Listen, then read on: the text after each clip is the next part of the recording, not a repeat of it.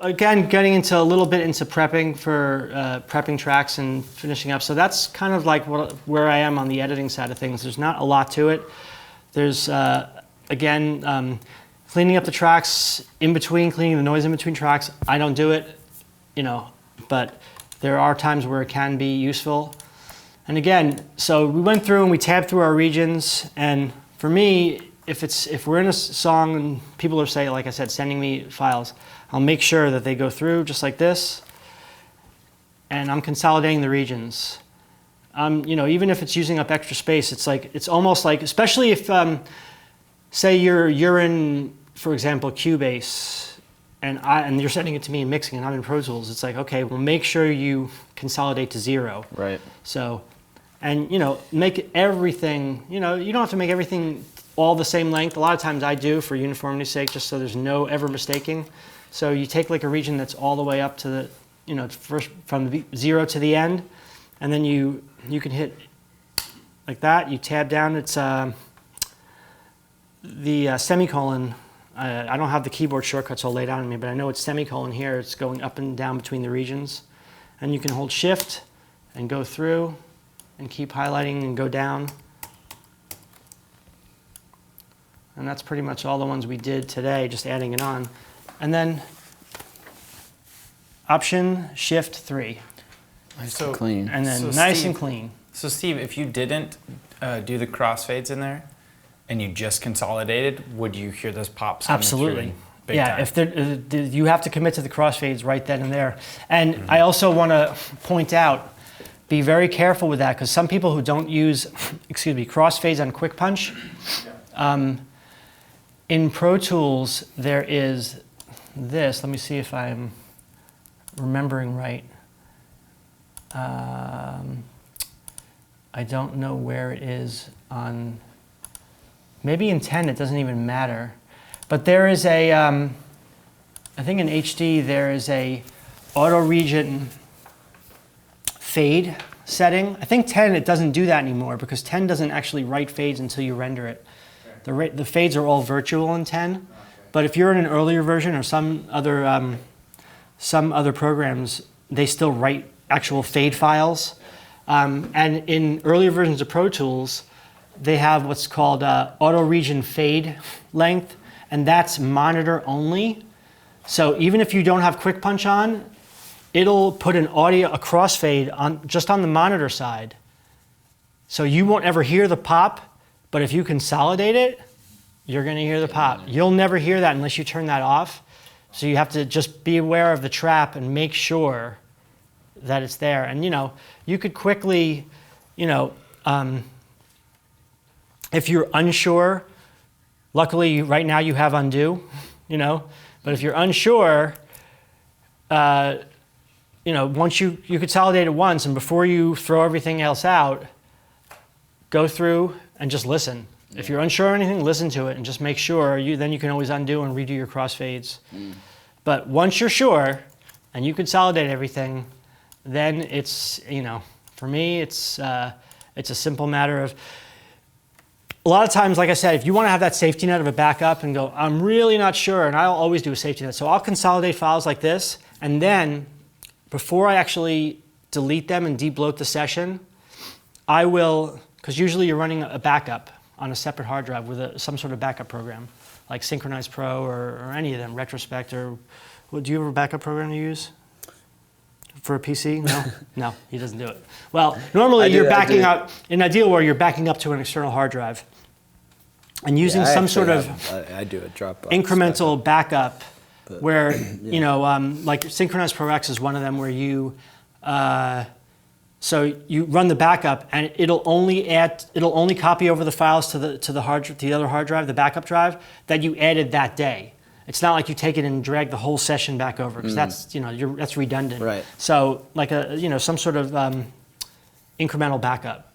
So right here, before I throw out all my files, I'll leave Pro Tools, run the backup, so I have all those other files in those other regions. God forbid something catastrophic goes wrong and I need to get back to that, But once that syncs, you then it's gone, because, right? No, No, it's you 'Cause once set it clean to out, because even the two versions. no. When you sync, I'm not doing. There's ones that do sync where it makes sure that both drives are mirror images of each other. But I'm doing one where it's just incremental. It's adding. It's all the other files and it's adding. It's not mirroring the first drive. I'm just. It's like, what did I record today? And it'll go, okay, and throw them over to the drive. So there's one backup that sits there that's got everything since the beginning, even from drum tracking and multiple So drum it's takes and just everything by like the that. day. So it's just this big giant thing. It can be like hundreds of gigabytes. Yeah. But it's a ultimate, I can't state this enough in computer thing of save, obviously autosave, and backup. You can never have enough backups. So sometimes I'll do backups of backups. You know, maybe I'm being paranoid, but I will always make sure that I always have one fail-safe that's got pretty much everything we recorded, every bad note, every wrong take. It's all there in case you ever need to dig it out. And then you save, like I said, you do multiple versions. So lost my bet, CL fades, and then I'll do save copy as the next section, or not save copy, but save as. And I will do 0.1. So that's the next thing. That's the next step. And in 0.1, so not 0.1, 0, the fades session, that went to the backup. That's there with all the extra regions. Now, hit the unused regions,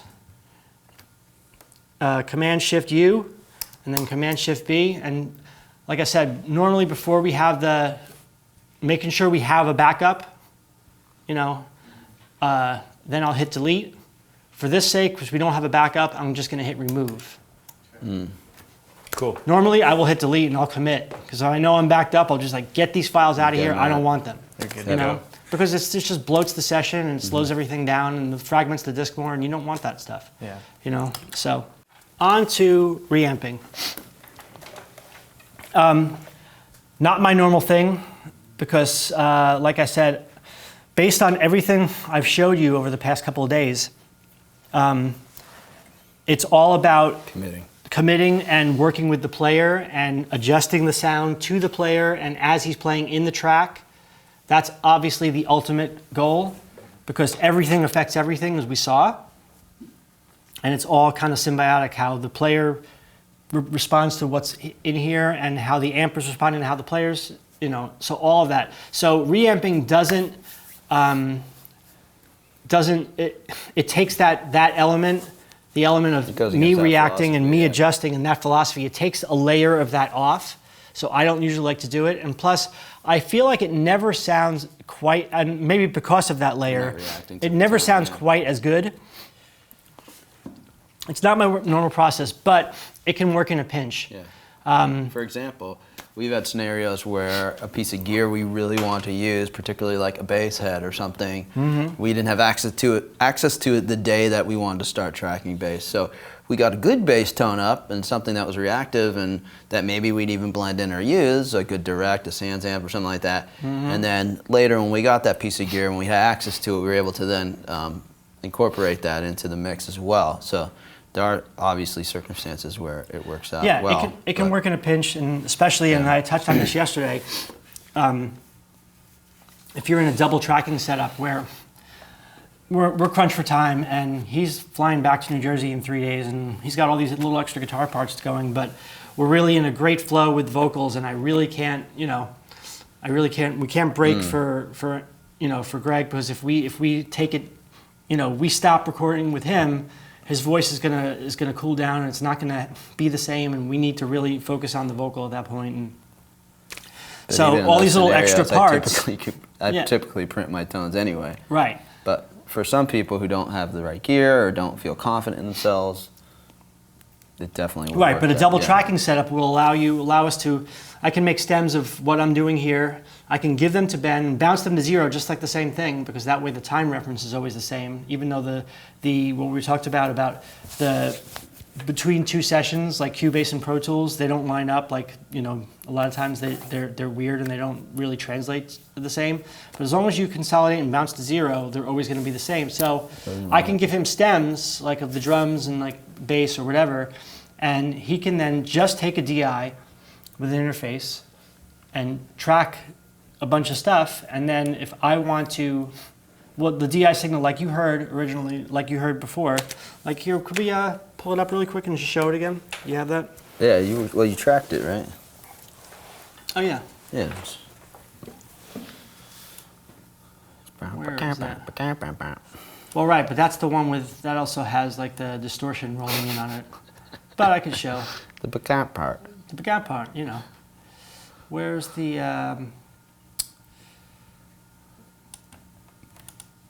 stab guitar DI? Yeah. So like say like that. This one obviously is we did this specifically for sound, for texture, and I actually made it very bright. But so you could take a direct sound and record you're basically just recording that into Pro Tools or whatever. And then after that, you can show the signal chain really quick, if we could switch over. So after we get that DI signal in, it's going through the computer, and then there's companies out there like Radial and Little Labs that make a actual specific box for reamping. In the case that we have, we didn't have that, so we're using the reverse DI, and I'll show that in a second. And literally, you're feeding it out of the fader. You're making a chain to send it out to that. You're sending it out to the reamp box, and then literally, it's just like the guitar players here, and that signal gets fed through the amp and through our mic chain. And you know, if you want to do pedals and all that, it's the same thing. You know, it's basically just without the player here, and it's just getting the signal coming off his guitar. Same thing, back through our whole chain with the mixer and the sub mixer and the EQ and compression, back into the computer.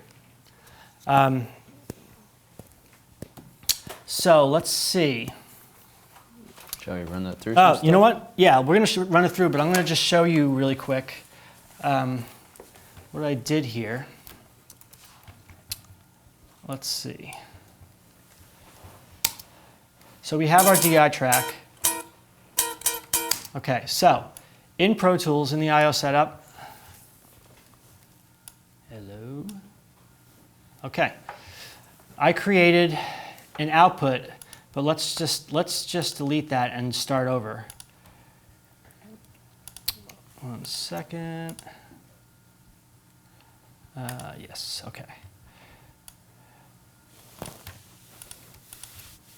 Okay, so in Pro Tools, in the I/O setup, in the outputs, now this is the quartet, and this has 8 outputs available to you. We're going to create a new path, create one mono path, and in this case, I already have our chain set up, and it's coming out of output 6. So, output 6, and we're going to call this reamp. And then just make sure in here, the bus should show up right here, reamp, inside the bus section of the I/O. Make sure this is here. Reamp, and it's going to reamp, same thing. It should automatically, when you create the output in Pro Tools, it should create it here. Sometimes if there's an existing I/O setup, like I had here from my old tracking setup in my studio, sometimes it'll make a double output, and you want to make sure that it doesn't happen. It'll tell you once you hit OK. It'll be like, there's another output called reamp. Please eliminate one. So just bear that in mind that sometimes that does happen. So, and it's literally as simple as that. You have an output, a bus, to go to the physical hardware output called reamp, and then you take this guitar, for instance. Okay, so that's here now. And now your output here, and there it is right there, reamp. Okay, so now it's not playing back in the session. It's going out, not through the speakers, but it's going out through our output, number 6. And like I said, normally we have I have a reamp box in my studio, and I have it patched in. At all times that I ever want to reamp anything, I can just automatically send it to that. So if you don't have a reamp box, the easiest way to do this, it's important that I state a DI, but it's important that I state to use a passive DI and not an active DI to do this. So you take a passive DI, and a DI, ironically enough, even though there's a pass-through here, but it basically, it would work, once you're reversing the signal, it passes through both ways, just as if you're going through the guitar into the DI like we showed over there with the Countryman, and then through to the amp, flowing out through Pro Tools, and normally this is the output, but we have just a simple Cannon jack, a reverser, female to female, and turning it around because the output's a Pro Tools. Well, this one actually is a balanced 1/4 inch output, but normally you need a turnaround to do this. Or you can, like I said, if you're so inclined, you don't need to buy this. You could actually just rewire and buy a jack at a electronic supply store and rewire a mic cable with both of these ends on it, so double female. So you get the turnaround here, go into the output, which is actually now our input, and then we're going to get a guitar cable. Can you give me the guitar cable to the 5150? If you could just give me the one from the Fender. Sure. Oh, this is still on. Yeah. Literally going through our output, and these are parallel, so it doesn't really matter in or out. It's as simple as that. And then there's ground lift as well if you're getting a buzz. So sometimes it'll hum, and you can, let's see if it shows a ground buzz or not. Yeah. See, that's normally, so just ground lift, quiet it right down. And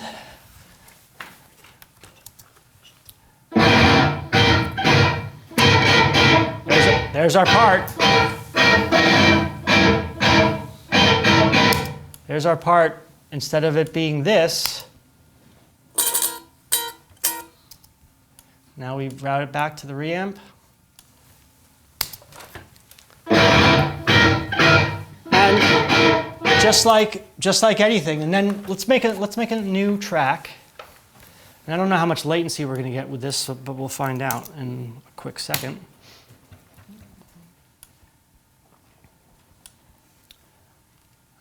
Let's call this Stab Reamp. Again, going through our normal signal chain, just like everything. And where are we? Oh, we have to be on input, don't we?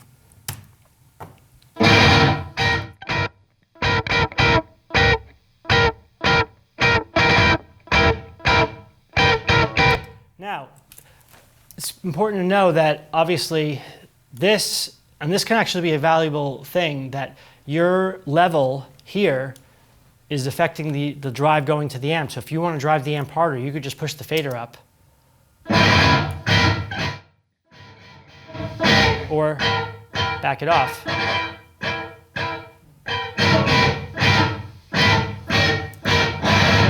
And this can actually be a very interesting thing, because you could, if you wanted to do some interesting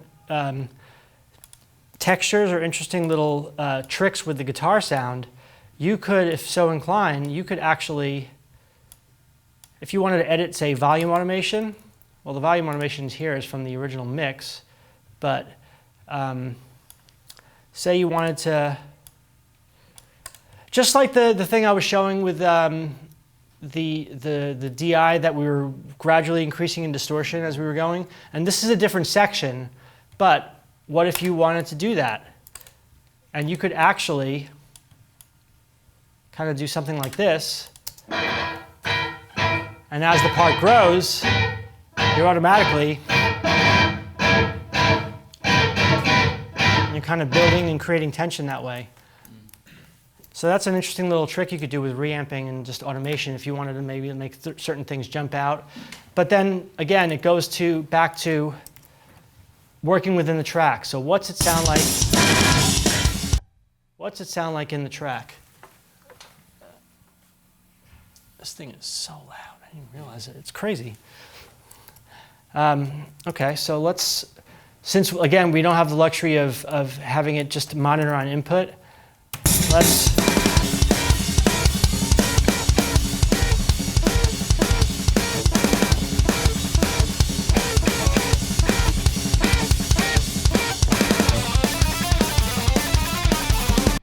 Okay. So again, you're listening to the track and you're trying to get it to react to what it should feel like in the track. It's, again, because people send me, again, it's one of those things where when the audience submitted tracks, we had to make sure that it was like, don't just send me a DI. Send me a DI and then send me a stereo mix, because otherwise, like, well, what am I doing?